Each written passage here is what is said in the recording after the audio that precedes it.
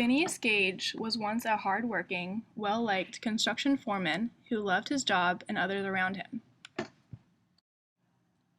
He was happy, healthy, and friendly until a freak accident caused him irreparable brain damage.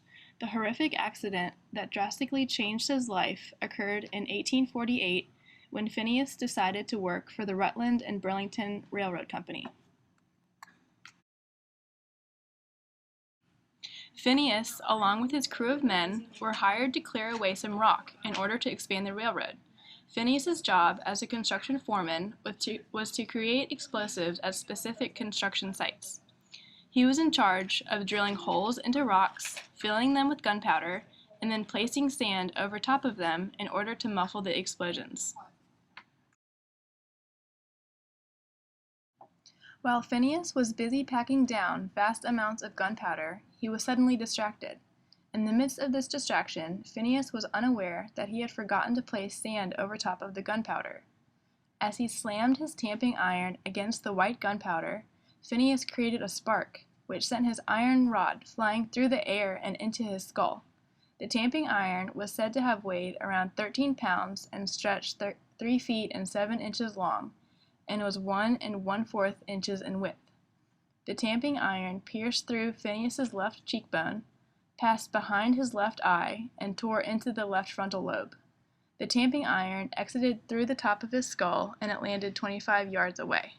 A few minutes later, Phineas regained consciousness and was able to converse with his crew members. They walked him to a nearby carriage to take him home, where he eventually met with a doctor. It was a miracle Phineas was able to walk around immediately after such a traumatic and life-changing event. During the 1800s, there were not many treatments available for patients who suffered a traumatic brain injury like Phineas Gage. In today's society, there are rehab centers that help restore these patients in their daily lives. There are also surgical treatments that can help maintain blood flow and oxygen to the brain to minimize swelling and pressure that results from a TBI.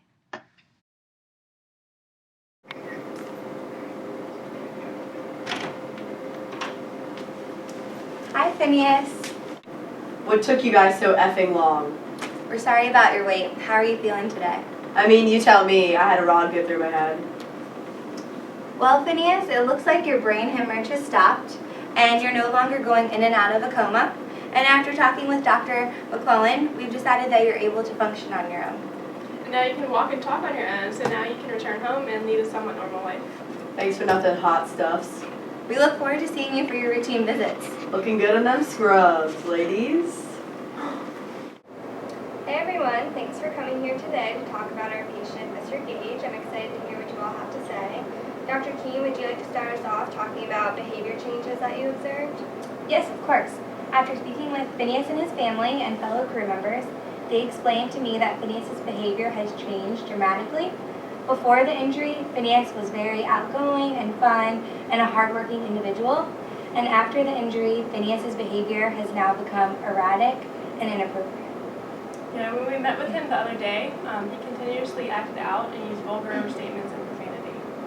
Okay, now let's move on to talking about specific brain damages that Mr. Gage suffered from. The iron first entered through his cranium and passed through his anterior left lobe of the cerebrum. There and exited at the junction of the sagittal and coronal sutures in the medial line.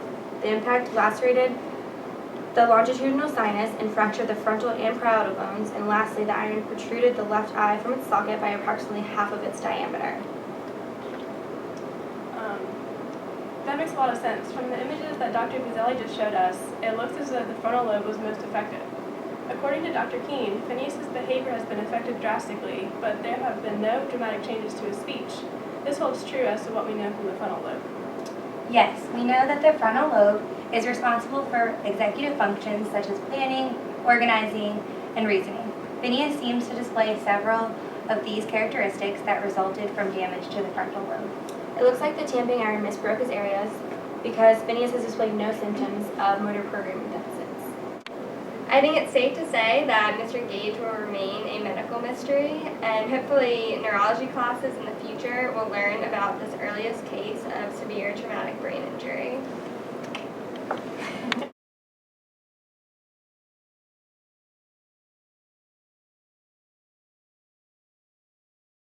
Hit record. Get me going. What's up? Alright. Don't say anything vulgar. This might be library. Not really. Library. Classes in the future. Well, I read that. I wasn't recording it. Phineas. Yay! Yay! Okay. Blood. Yeah.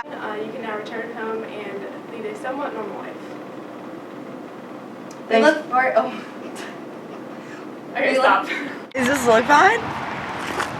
Super Hey, hot. Darby. Hey, cutie. Hey.